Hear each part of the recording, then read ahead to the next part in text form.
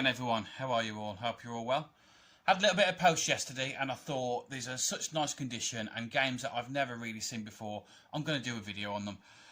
These are Atari 2600 games, and honestly, the condition of the boxes are absolutely amazing. They really are. It looks like they've just come out of the shop in the 80s. Well, say 80s. I'll get to that in a minute. And this one here is not only the condition, but this is the first German cartridge Atari 2600 game I've ever owned. Don't really see them come up for sale very often, and I don't recall seeing this game anywhere else as well. This one translates as snail versus squirrel, or squirrel versus snail, whichever way around it is. Yeah, just the artwork on it is absolutely terrible. The game, it is quite an interesting game. I'll get into the gameplay in a bit. These both do have manuals. Yeah, they're just absolutely stunning games. I love, it drew me to this game. The artwork on the box of this, I absolutely love. And it's a good job it's got good artwork, because the game itself is absolutely shit. It really is. It's got some of the worst music I think I've ever heard. Actually, no, there's an MSX game which I'll have to do a video on that has got the worst music I've ever heard. Yeah, just brought back some bad memories.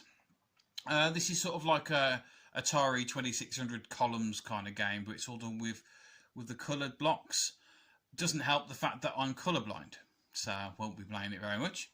And if you can see on there as well, this is actually from 1992.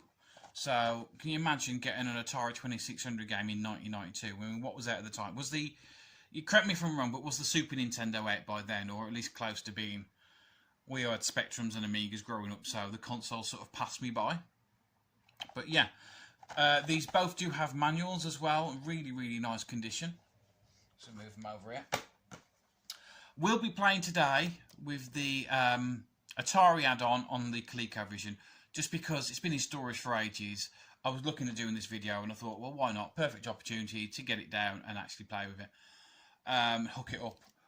I do have a few ColecoVision carts, but what I tend to use most of the time is this, which is the 192 in 1 cartridge.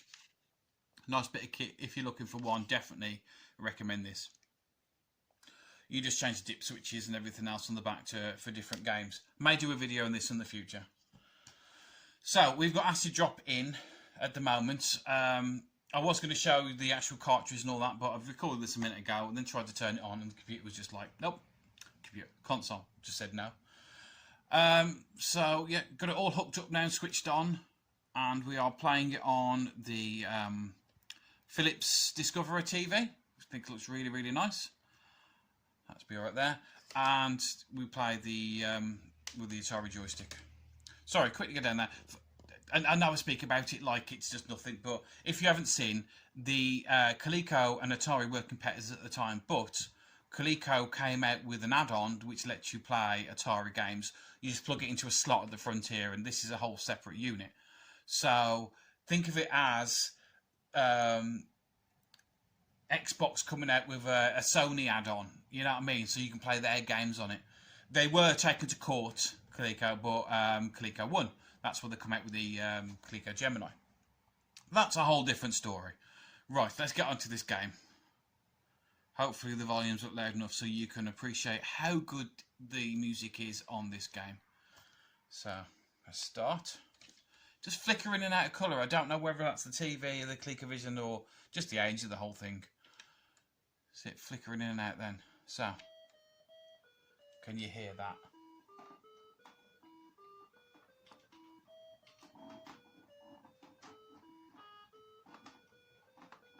It's that little farty bit. Hang on, you'll hear it.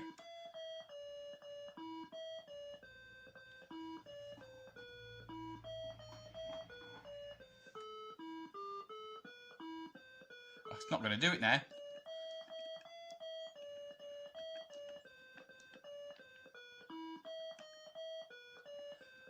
Wow.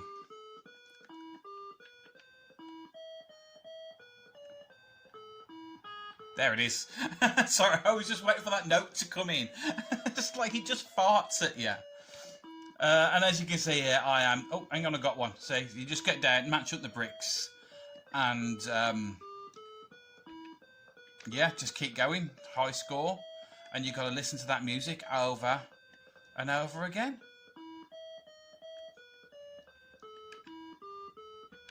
See if I can get another line. It just makes me laugh every single time I hear it, because it's like all the rest of it's the same, and then it hits that note and it just farts at you. But anyway, yeah, you get the idea of this game. You keep going until you're dead, basically. One more fart sound and then we'll go to the next one.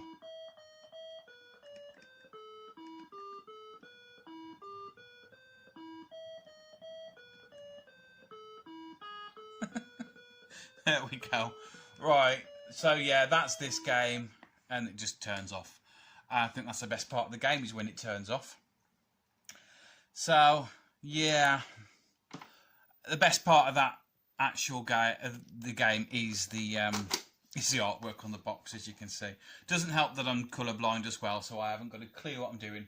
2 or 3 of the blocks seem to look the same colour, but they never match up. The Atari cartridge as well, as I've took it out now, you can just see 92. Quality was not their biggest point. I mean, look how cheap this is. If you know Atari cartridges, you know that this is just totally naff. Right, anyway, the German one. Squirrel versus snail, or snail versus squirrel. So I can't remember which way around it is. It's on the actual manual.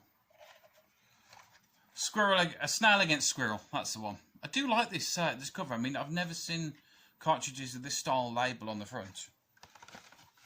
And it does come with a sort of a glossy manual. It is in multiple languages, so you can see if anyone wants to know what you're supposed to do in the game. Not that many of you will.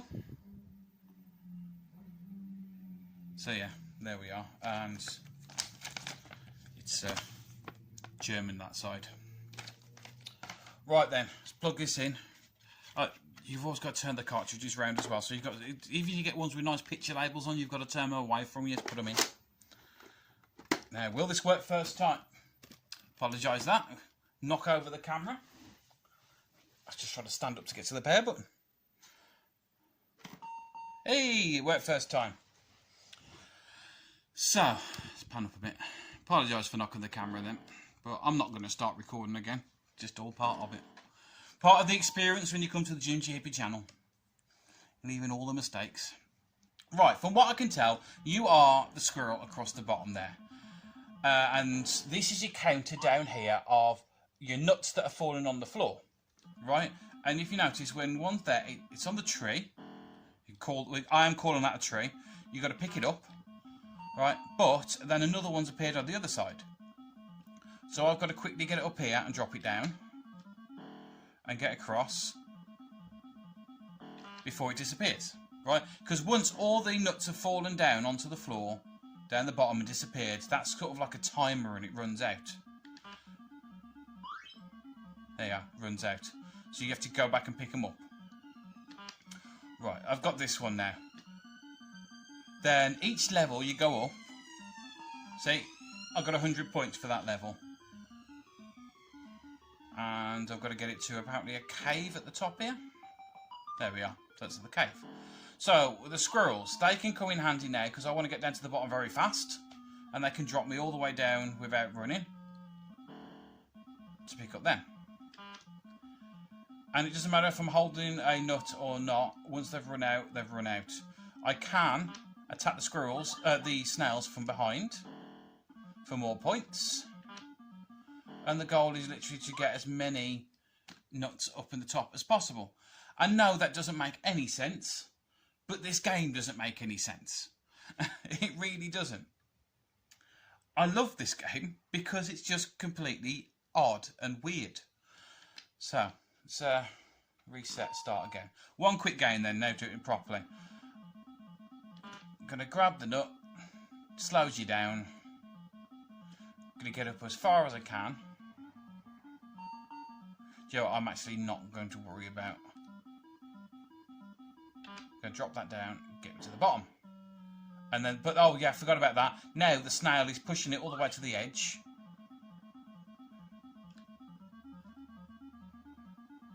I've got to try and get him before... No, he dropped it. Have I not got a nut? Oh, I thought I had a nut.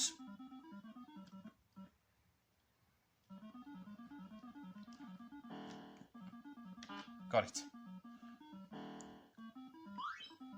Yeah, time's just running out, so I'm just going to run up to the top and see.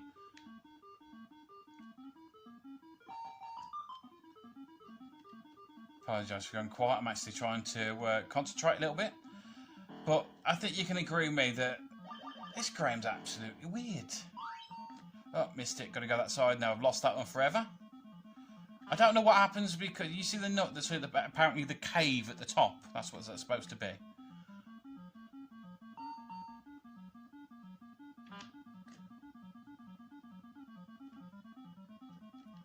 Quickly run back before I lose that one. See, I don't know what makes those disappear though. Is it just a time limit?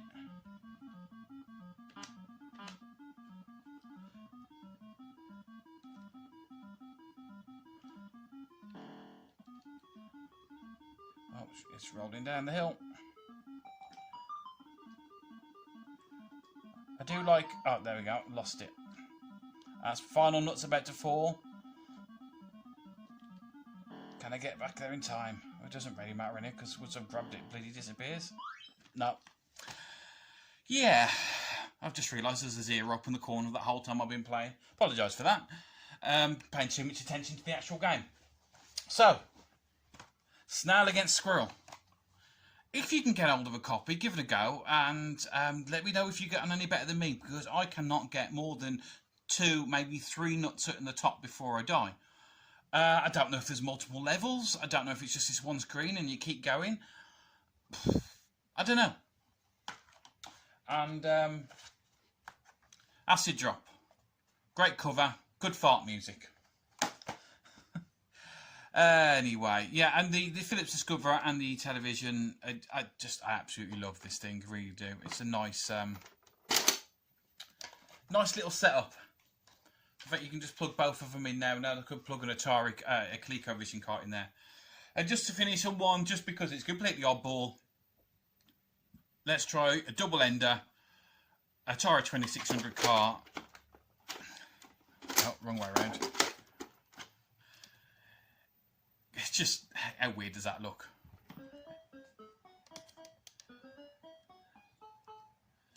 Yeah, that's it for me.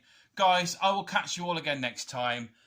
Just wanted to show off these two because, yeah, why the hell not? Catch you all again soon, guys. Bye.